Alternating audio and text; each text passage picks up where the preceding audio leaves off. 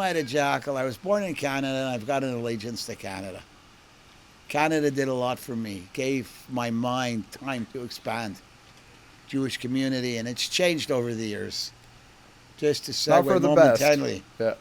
okay, where Montreal used to be an Ashkenazi city, English speaking.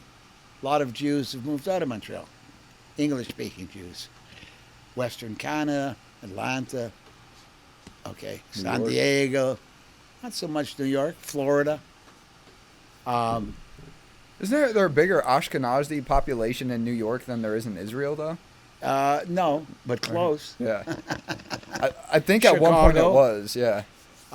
But because of what has happened,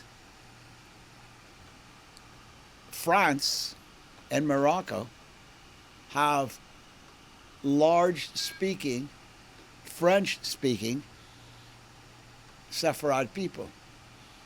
When they were not welcome, where did they start to move? Montreal. They speak French. So the crossover, in my opinion, is the population in Montreal has pretty much remained the same since before I was born, but let's say from the 40s, 50s. I don't know the demographics Yep. or the ethnicities, but the Ashkenazi people have moved out to where they are and set up a new lineage, and the Sepharad French-speaking people have moved in, but they've moved in with dignity. Don't tell me how to speak French. I speak French. Where are you speaking?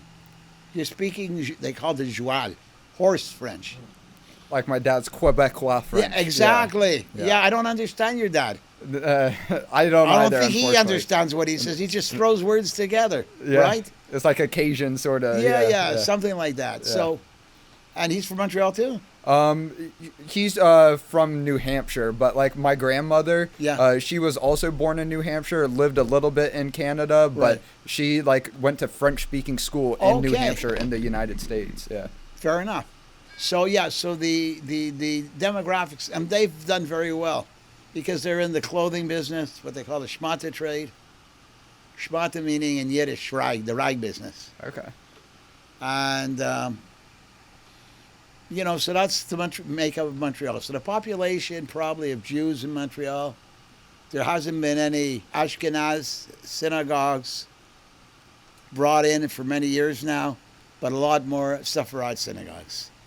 The Ashkenaz synagogues with power, if you wish to call it that, like there's one here in Atlanta, downtown on Peachtree, right? It's the number one synagogue with the power, Okay. money and political power.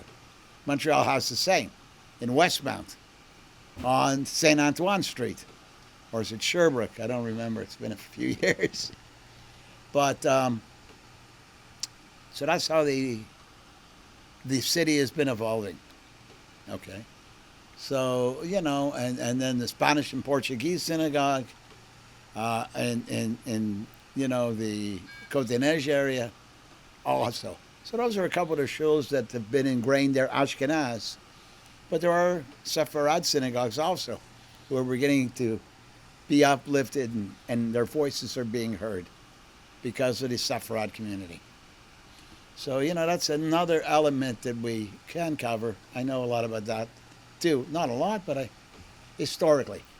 So one of the ways I heard Robert Kennedy Jr.